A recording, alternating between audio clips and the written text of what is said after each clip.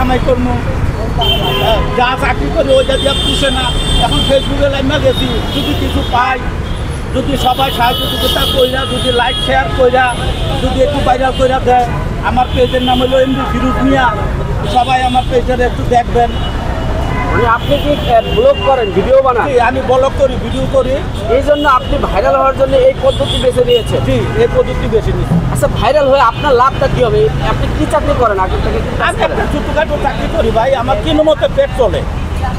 তো এখন আপনার কাছে কেন মনে হলো যে আপনি ভাইরাল হলে লাখ লাখ কোটি কোটি টাকা ইনকাম করতে লাখ পারবেন? লাখ কোটি টাকার আশা করি না, সবাই দেখি পায়। যদি নিজেও ভাগ্য থাকে, আল্লাহর হুকুম হয়, আপনারা যদি আমাকে একটু সাপোর্ট করেন তাহলে পাইতে পারি।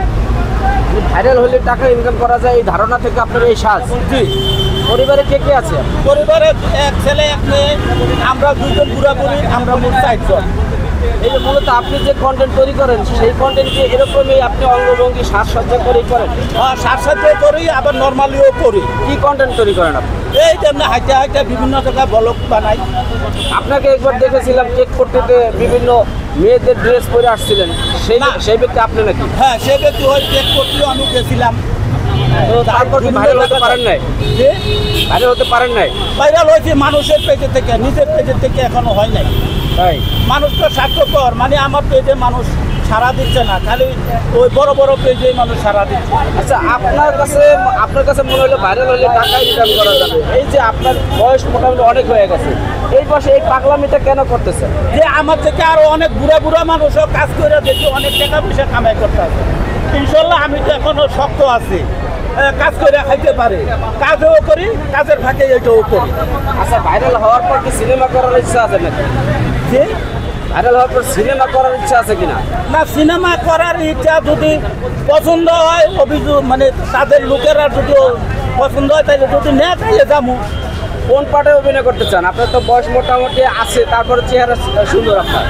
কোন পার্টে? ওই মানে ডাইরেক্টরের যেটা বলে এটা তো করতে হবে।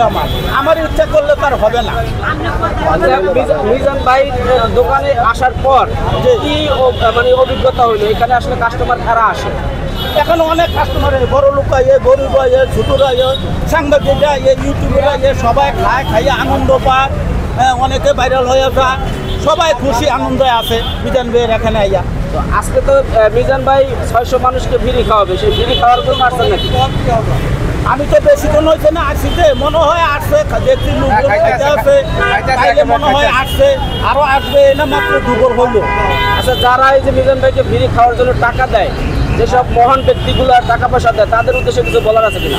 হ্যাঁ, তাদের অবশ্যই বলা আছে। তারা হইলো মানুষ সাহায্য করে, গরিব মানুষকে খাওয়ায়। আমিও আরেকদিন আইয়া খাওয়াইয়া গেছি 20 জন মানুষকে। হ্যাঁ, আজকে 5 কেজি বাদাম নিয়েছি। সবাই খাওয়ায়, সহযোগিতা করে, সবাই ভালো মানুষ।